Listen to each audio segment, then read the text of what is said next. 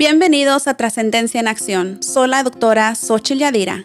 En este podcast exploraremos el proceso activo de ir más allá de nuestras limitaciones personales, sociales y profesionales para alcanzar un nivel superior de comprensión y existencia. Únete a nosotros mientras discutimos estrategias y compartimos historias inspiradoras que muestran cómo la trascendencia se manifiesta en acciones concretas, llevando a un cambio real y significativo. Descubre cómo puedes trascender tus límites y vivir una vida llena de propósito y realización. Las opiniones expresadas por los invitados en este podcast son propias y no representan necesariamente la opinión de la doctora Xochitl Yadira ni de Trascendencia en Acción. Welcome to Trascendencia en Acción. I'm Dr. Xochitl Yadira. In this podcast, we explore the active process of going beyond our personal, social, and professional limitations to reach a higher level of understanding and existence. Join us as we discuss strategies and share inspiring stories that demonstrate how transcendence manifests in concrete actions, leading to real and significant changes. Discover how you can transcend your limits and live a life full of purpose and fulfillment. The opinions expressed by the guests on this podcast are their own and do not necessarily represent the views of Dr. Xochitl Yadira or Trascendencia en Acción.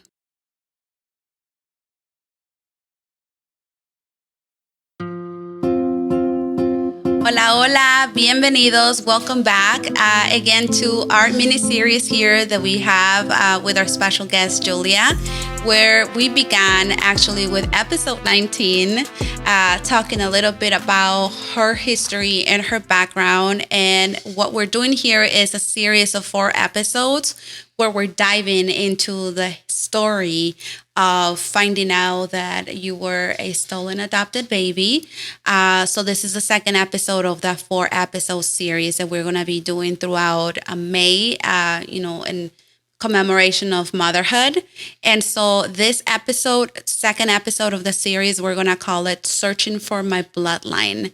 And so just a little recap. On the first episode, Julea walked us through the journey of what it was like finding out that you needed to start going back and discovering more about your history of becoming a stolen baby, what that was like confronting your family and having these deep conversations and understanding how some of the different manifestations of those unconscious, I guess we can call them clues that life was giving you, and your birth mother guiding you through that was, coming alive and manifesting in different ways, not just throughout your childhood, but up until this point that you realize I need to go deeper.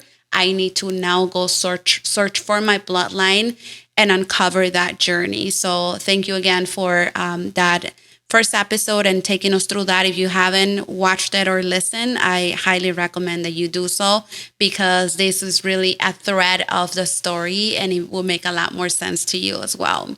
So as we dive into now the second part, which is now you have decided I need to find more about. You find this organization where you submitted some paperwork that you found along the way, and you decide I need to go after this, uncovering my journey. Tell us a little bit, what was that like after they told you, we think that you are a case for our organization, and taking the first steps into that? Yeah. Like I mentioned on the last episode, that I submitted my information. I got the call back to say, hey, we can start going down this journey, but I kind of held off on taking those initial steps of it was, filling out the paperwork. It was, okay, now you have to order DNA kits, get DNA kits done, wait and get results back and see if that connects you into all these different avenues, whether it's 23andMe, MyHeritage, and learning about how the DNA kits and who they're managed by, like what corporations they're ran by. There's so many thought processes that go along with it to know, okay, your next step is doing the DNA. At the time, I was engaged in the adoption pod for the last 2 years, but I would have to say it wasn't until with Sade's situation, like what happened to her, that ignited the fire into me that, okay, I have to go. I now am going to order the DNA kits. So, and just to clarify, for those that might not be familiar, can you tell a little bit about who Sade was and what happened and why that was so impactful for you? yeah, April 1st of 2024, so just over a year ago, Sade Robinson, who was my son's best friend, here at Pizza Shuttle, they worked together. They worked together. They worked on their school together. I always say they worked hard and played harder together. And she always informed me of what was going on with my son when they hung out, you know, always letting me know what was going on with them. And unfortunately, she had a situation where she met up with a man. He took her to his home, and he brutally murdered her and then dismembered her and put her throughout the city of Milwaukee. And as we were going through the search of finding her and looking for remains and help connect the clues and different things, that is where the fire and passion came from, too, that, okay, there's all this, like, you can't take life for granted. Other aspect, there's more that you need to uncover. There's a push for that, that innate desire to, okay, I mean, so much so that, like I told you, at the time I thought I had a twin sister, and I was also giving her the space that she needed to do to go through with her family, get her paperwork, get her things in line, so she felt comfortable, because it was something we wanted to do together. But after everything that was with Sade, I was like, Sarah, I want to wait for you, but at the same time, I have to do this. And she understood. She was like, no, I get it. Spiritual awakening for you. Yeah, she's like, I totally understand. Like, actually, maybe you going through it first will help me to go through. And I'm like, okay. So at that point, it was having more conversations with people in the adoption pod, like, which, you know, I submitted my DNA in all the banks at the time, and you're getting all these different answers. Like, some people are matching the same and some people are not. But then you're realizing, well, my heritage mainly tests people in Chile or Latin America. 23andMe is more like U.S., European based versus the others. So you're like, okay. So then at this time, you're like, okay, I have there's all these different names that are going in. And it was reaching back out to between Nos Buscamos and then learning about Connecting Roots. At that point, which are two separate organizations. Yeah. So actually, there's three. There is Nos Buscamos, who I originally heard the story through, and then Connecting Roots actually helps people go take trips back to Chile. Okay. So I have heard Christina's story. Actually, her story got refeatured in publications on her getting reunited with her family. Her and David, they got to go back to Chile and find out and get connected to their families. So they came back in the adoption pod like, oh, we got to go. So you got to hear all these wonderful stories on, okay, people are actually finding people. They're getting reconnected to people. But then at the same time, it kind of made me scared. Right. Because I'm like, oh my God. Because at this time, I don't know if my mother's dead or alive, but innately, I feel like she is dead. But there was a part of me like, what if I go see her and she's alive and she's going to be like, why didn't you come see me sooner? Right. Like, you know, like now you have a chance to physically go see somebody. At the same time, I'm concerned about my adoptive mom because she's like, well, I don't want somebody seeing the fruits of my labor. And it's like, well, how do I go and not dishonor her and those aspects of go physically meeting somebody, you know? So, but I'm like, I got to push through it. So it was, okay, there was then the serious aspect of, okay, we need a genealogist. You have to have somebody who can go through and connect the pieces, because it's not. And this is actual experts that kind of piece all the different findings and facts together. Yeah. Literally, you're giving people access code to your profiles and saying, hey, basically create the web for me too. Because at the same time, I don't want to create the web, because part of me didn't want to know the answers. Right. I knew there was a trip coming up in February with Connecting Roots, because they were like, okay, we're going to do this every year. Last year it was a little bit later, but then they were like, oh, we're bumping it up. So I was like, oh, we're bumping it up. You're bumping it up. And just to remind our audience, we're talking about that, as we mentioned in the first episode, this journey for you began technically only 3 years ago. So we're talking about from the moment where you realize, I want to learn more about this, I have to talk to my family, my adopted family, and tell them, to now you starting to plan and connecting with these organizations. I mean, in a way, if you think about it, there was, that lapse in time, but at the same time, it came by very quickly as well. Yeah, I would have to say the last year was the expediting year, where the 2 years prior was like, okay, I'm just sitting in now I know I can do this, and I know there's a gateway. It was processing. How do you even go into that? And honestly, it was like, a year ago when I was told, going back to the previous episode where my aunt was like, you have to go hoe your garden. Yeah. You have to get all that out and make that clear pathway that you will see the fruits of your seeds and the flowers and stuff like that. But until you do that work, and it was like, okay, I got to go and do that. And as I was getting aggression out from searching, I mean, when I was on these searches, the ladies the search team will tell you, we came out there with, every day we had a rake and we had a shovel. Like every time we came out, we had a rake and a shovel. And for Shade's search party, a rake and a shovel so we could go, because literally we had to look over all kinds of stuff. Right. So at the same time, this was at if I remember correctly, because this was obviously very public, it was all over the news. The remainings were scattered all over by the lake. Right? Yeah, there were different aspects of the lake. There were different aspects underneath the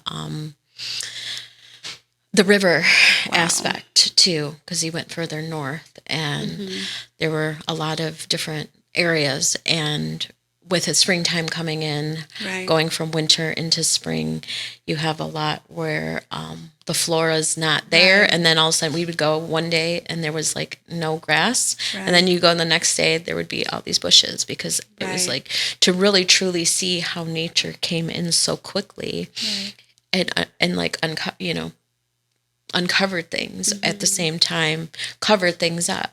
It was that expediting time to say, okay, let's do this. So it was like, okay, now we're going to get this stuff out to the genealogist. At the same time, it was, I'm dealing with my health issues. I had to go on medical disability because I have health conditions. And it makes me nervous, because I'm like, if I don't know these answers to now, what if something happens to me? And my kids need this, because they were too like, Mom, we need extra love, care, and attention. On top of my daughter, because of me having the health issues that I have and being pregnant with her, both my kids have basically inherited health conditions, not through genetic perspectives, but basically carrying a virus that then went into them. For my daughter, I realized when I was pregnant with my daughter, I was in a flare-up with her. So as she's going through sports and stuff, she's starting to have moments where she's passing out more. She's having a hard time, dealing with things and being as active. And for me, it was like, even more of, I have to get these answers, because the other aspect was maybe there's more you'll find out from a health perspective too. Not only are you going to figure out your story, but I also submitted when I submitted my DNA, I submitted it in for the health perspective to truly understand, like, what other aspects about me are there other things that are happening. Maybe it's not the root cause, but my doctors were like, if we can understand these things a little bit better, we then can pinpoint the issues, and then you won't be living, fully disabled. Because at this point it was like, I can't work a 9 to 5. I'm a tech person. I'm a single mom. Like, I have to operate in this way. But at the same time, it was like, I knew mentally, health-wise, I had to get these answers too, because then that was going to get me what I needed. And seeing what happened to Wendy, finding out, hey, I'm getting a brain tumor. And then it was like, so I'm quickly. like, she's at the time she died, she was 62 and I was 42. I'm like, she's only 20 years older than me. And I'm like, I have to do this for her. Like, there was all these instances like, you have to do this for all these reasons. So, yeah. Yeah. And we talked about this, right? Transcending moments. And I think we all go through life, especially I feel like as women, as mothers, again, because part of what we're doing this series during this time is honoring motherhood, is we oftentimes what I call this crucial moments that you question your existential crisis. And what you're explaining is just like one thing after another really accelerated the process for you to wanting to search more about your bloodline. So as you start connecting these, all these different organizations and then really submitting your DNA, in fact, finding through, everything that you went through, what were some of those hardest moments that you had to confront as these truths and these findings started coming back to you up until the point where you were like, there's a lot more that I need to start prepping for? And then take us a little bit into what that was like with then going through connecting roots and saying, I need to make this trip. I think starting to see some of the names of people that show up in your, you get weekly messages. Sometimes, you get random messages throughout and from different apps on, we have some new DNA searches. We have some new discoveries of health deposition information, as that was getting more uncovered and you're realizing, oh, here's some names. Here's some people that are family members. And then you go, being the little investigative person I'm like the curious person. Let me go look up these names and Facebook. Let me go look up these names and on all social aspects. And a lot of it was in LinkedIn. I'm like, oh my God, like my cousin is running this. My uncle's doing this. Like, there's all these different people that are very prominent people. Wow. And then you're like, why? What happened? Why? Because everybody was making it seem like, oh, your family wanted to give you up. They didn't have the resources. Right. They didn't have the things, or it was a choice. And at this point, is it because then there was an extramarital affair? Like, you're questioning all these things, but at the same time, you're in this adoption pod where other people are finding out, well, no, their mothers were drugged, and they went to the hospital, their mothers were drugged, and then they were taken, and then they never saw the baby. Or hearing that, their mother had them for so many months and went to go get resources that they needed, and those people were like, go to the store and here's money to go to the store to get the things you need, and leave your baby with us. And they would go to the store and they'd come back and then their baby would be gone. And these are all stories from your... Through the adoption pod so then I knew more 90% is more like that this was a case of I was not willingly I was not given up. It was, I was taken. So that even fueled the more fire, and the more me being in the justice for Sade, justice for all these things. Like there's justice that has to be found out here. Yeah. So and that just makes me reflect on, when you talk about a lot of the work that we do, even in our community, advocacy and empowerment, and always, like, I know you and I both share that we've been part of like the ERGs for a long time. And even as you're saying that, I'm like, oh my God, this is why for us it comes so naturally to seek that, not just the justice, but like giving that resources and helping others, and trying to always advocate and elevate, because this is part of our rooted history. This is where we come from. We come from displaced families. We come from, and for me, it was obviously very different. From me, the displacement took place as when my parents decided to migrate to the U.S., leaving everything behind to give me and my brother a better future, right? For you, it was obviously parting ways from your birth family and coming to realize, I can only imagine how hard that must have been for you, that what you thought was perhaps they didn't love me and that's why they gave me up. And there's research, I don't have it handy, that says that most adopted children have this belief that they going into an adoptive system because their parents don't want them. Yeah. And to come to a realization that's not the truth. That explains that urgency of you wanting to seek that truth. When was that moment, obviously, after realizing all of this, when you say, I want to embark on this trip? How did that come about? I knew that, like I said, once August came and it was like, okay, you really have to go on disability. You have to really pivot things. I was like, well, this is a good time to do this, because now I have the time to figure out my new aspect in my career. At the same time, it's like now I have a little bit more time to process this all before I figure out the next aspect, like build the foundation, work with the community and build the foundation. So really got really involved in connecting with the community and saying, okay, what can I do to help things here? Because the more that I knew that I gave back to the community, universal alignment was coming back my way, where things were being like, here's more information, right? Here's more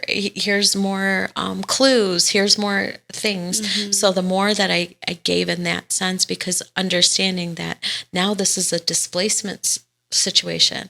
You mentioned your family having to come over because they wanted to give you a better life, but there were reasons that they felt that they needed to do that because of whatever the political or whatever situation was happening at the time. They were depleted of what they needed to be forced to be displaced. And that was the same situation that kind of happened in Chile, was that now there's this political regime coming in that's telling everybody that they need to live their life differently, which is then causing them to, in their case, they didn't have a chance to really run. There are certain family members I have met later on that did get to leave, but there are certain people at the time that didn't get to leave, that stayed, or they wanted to fight the cause and make things better for other people.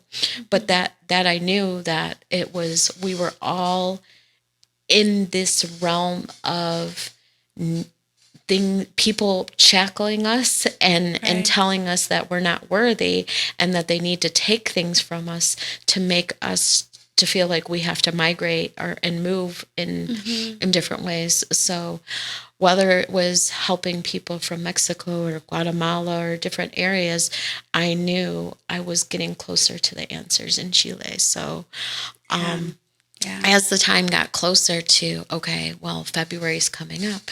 Am I going to make this happen? Am I not going to make this happen? It was, how do I feed multiple birds with one hand?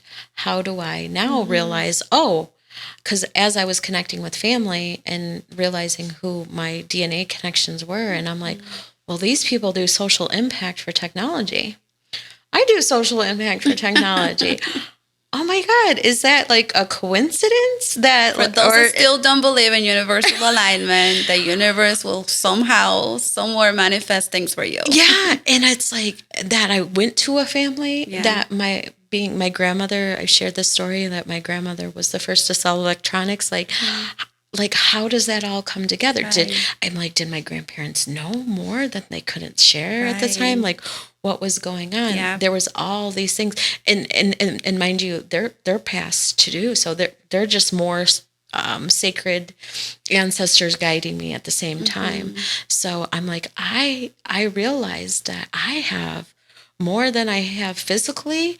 I have a lot of spiritual. I have a whole spiritual army now, right, that is helping me. And you go down this path, they're going to make sure that you're going to get the answers here, right. and here.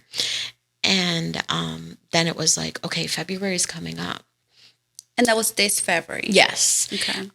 It was February 2025. We knew, like, okay, we're going to Chile. And Christina sent out the call, like, who all wants to go? And I'm like, I am interested in going, but I'm also in this situation where I financially, I was not in a place that I could do things. Right.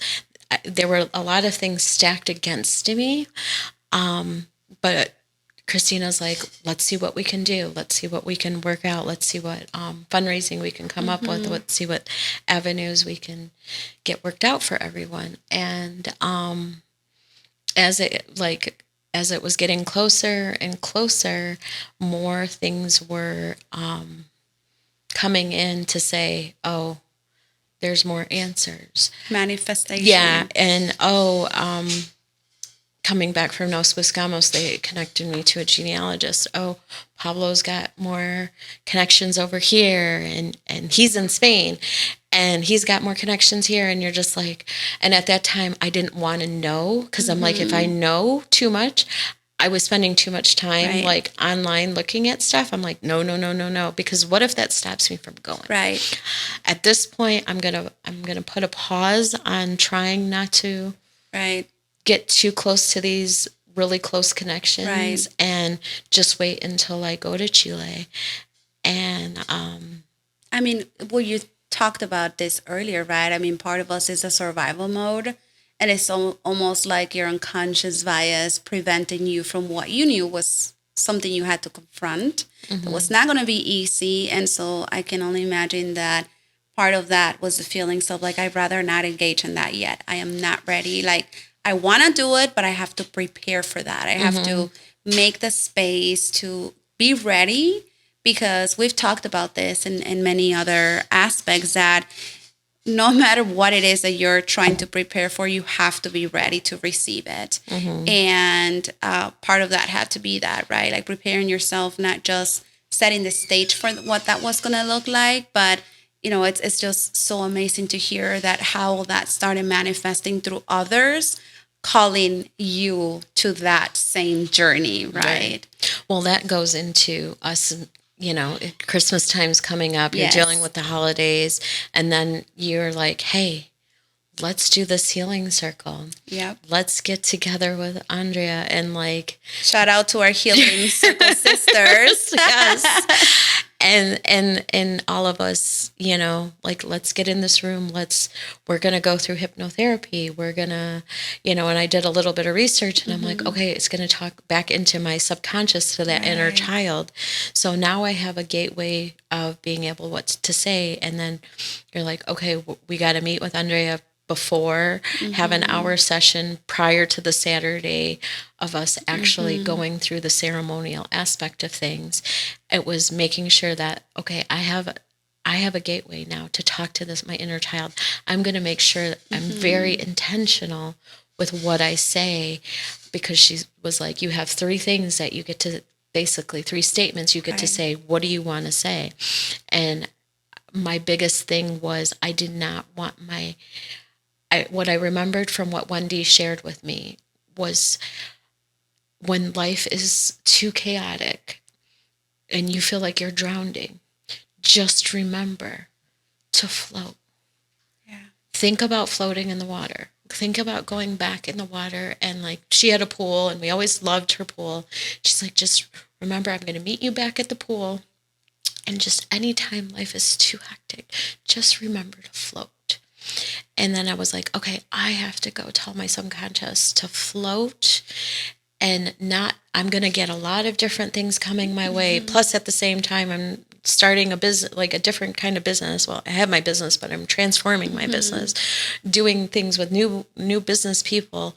Like, okay, all these things are going to go away. And I do not want to come off crazy to people. Like, got to have the chaos, settle the chaos, be gracious, be patient, tell my things, all these things, give myself the energy, don't let myself get exhausted. So when it came to those statements, and then we meet up at your house, and everybody, we got all the food, and it was already felt so welcoming.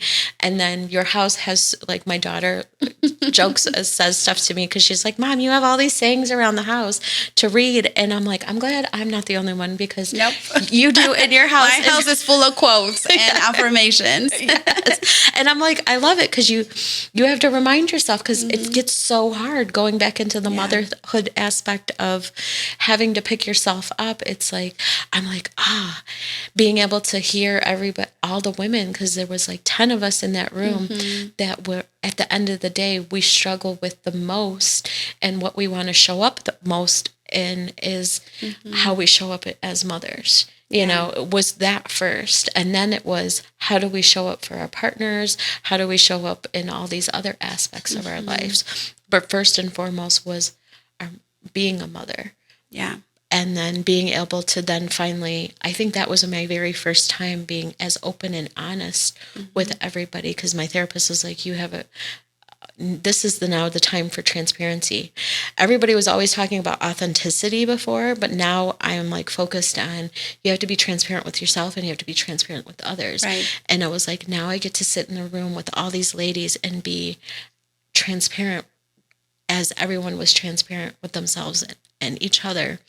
It just gave me that confidence. And going through the ceremonial aspect of what we did that day, and having her say what she did. And then it was like, okay, listen to this recording 21 days after. Right. Like, I then was like, okay, I'm going to be good. Because that was like December 28th, which we're now getting on our 6 month, where I know. I was just talking to Marielle. We need to have a reunion, a 6 month check-in around it all. Mid-year check-in. But that took me into January, and it's like, okay, now you're going into this trip at the end of February. So now I'm like, okay, I'm in January. I'm feeling good. I'm feeling revised 2025, even though we're going through this political climate change. It was like, this is scary, but I'm not going to, but my, like, other things were hitting me. I was learning more information about my adopted family. Like, all these things came in, and I was like, I'm not getting as phased as I used to. Right. Certain things I would be like, oh my God. And like, you'd halt the whole day. Like, oh, I can't go on. It would be harder, like moments that would be hard for me to get out of bed. It was like, I was taking it, and I was like, these things aren't stopping me. So I must be getting better. You were facing them and confronting all those inner fears. Yeah. I just felt stronger. I felt like I had an inner armor. It was like that inner armor that nothing you couldn't face. So having that empowerment like meant so much. And then as it's getting closer to going to Chile, like, Dr. Victor's brother released an album that was like helped me. Shout out to my little bro,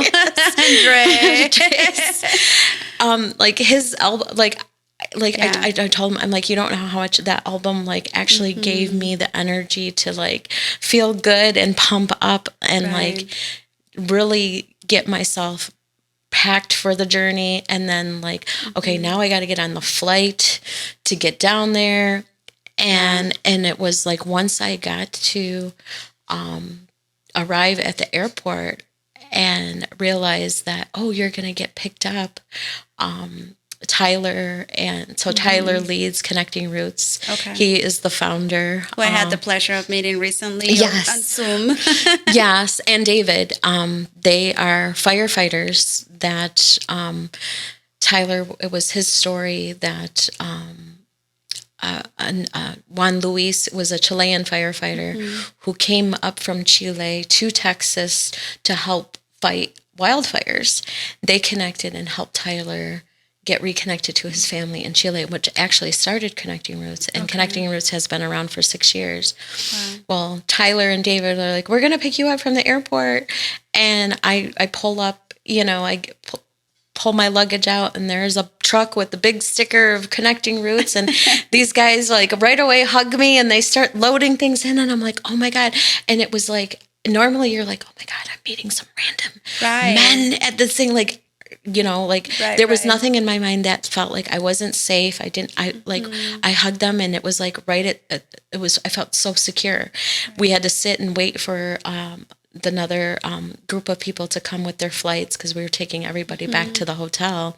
We just sat and chatted and shared like our personal stories, and then we went back and got the others that were traveling with us, and we were all sitting in the truck as we were going to the hotel, and I was like, oh my God, this is my first moment that I am here with all these Chilenos.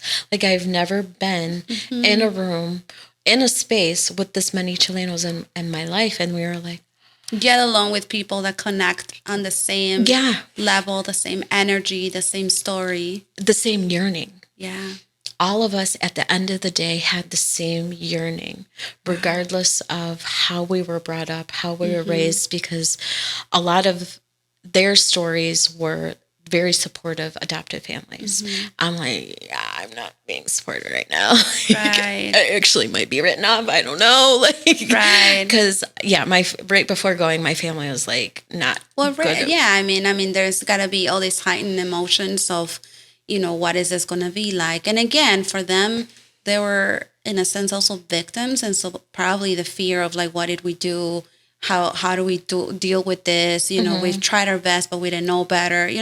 There's so many different layers. And so obviously this is about the journey of you starting, uncovering, and then taking the leap of faith, and now embarking on this, searching for your bloodline and reclaiming your identity. So obviously we're going to pause here, because the next episode, we're going to dive really into what that journey of you arriving at your hometown and all the universal alignments that happen, all the spiritual army that you talked about, guiding you through that journey. Prepare yourselves, because I know it's going to be very emotional. I've had the privilege of hearing that story, and I get chills every time just, hearing how the power of the universe really came for you to show you and discover even how your mother went through everything, the torture that you mentioned, and then visiting her grave, uncovering where, places of your childhood that you didn't get to leave, that you got to visit back. So again, this is episode about highlighting, as you mentioned, how some of the political policies left some families like yourself fracture and survivors silence for years, until you uncovered other brothers and sisters that are going through the same journey. And so anything else that you want to share before we dive into the next one? Yeah, to end how that night went, right? We all get back to the hotel, and we were like, oh, we got to take a picture. So we go take a picture. And then I go back to my hotel room, and I just have this moment of like, oh my God, this is actually happening. Like, I'm going to wake up in the morning, and we're going to get ready to go to the airport, and we're going to fly out. And as I'm going to I want to do a post on Snapchat or on one of my socials of like, oh my God, all these Chilenos, I look at the TV and it says 222. And you will then understand for the rest of the story how 222 plays out, because that was that moment that my mother was. Yeah. And for those that don't follow numerology or angel numbers or however you want to call them, oftentimes, like I'm a huge believer of that, and I pay attention a lot at like the times and the numbers that I see. Every number has a meaning. 222 had what meaning for you? It's now how my mom lets me know she's around. Like, Yeah. And there's so much more around that I will share. We'll dive into episode 3. So thank you so much, Julia. Again, this episode is another piece and bite of this story, obviously, that we're continuing and covering. And I think what I take away from here is that your search was more than just searching for names in your history and your lineage. It was really about reclaiming dignity. It was about understanding, how this system really affected and commodified babies along the journey. Truth leaves clues, right? As we said in the first episode, and healing takes courage. So thank you for being courageous and sharing this vulnerable story with us. So obviously stay tuned, because episode 3, we're going to dive into that journey and a lot more of that story unfolding from you once you hit Chile, your hometown, and what that went through. So thank you again. Again, stay tuned for the next episode. And until then, we'll see you at the next one. Thank you. And thank you for being my healing sister. Of course. It's a pleasure to be going having through this you journey. And the Healing Circle Sisters has really, truly helped. I cannot explain how much. It gave me the courage to be able to even do that, to take this, to get on the plane, to go. It's an honor to be in this journey with you, learning and giving it light for others to learn about it, and perhaps for helping connecting other brothers and sisters that might be going through something similar or are questioning when the right timing to go back and find that identity is. So thank you again. We'll see you guys on the next episode. Stay tuned, and don't forget to check out all the other episodes. Hasta luego. Bye.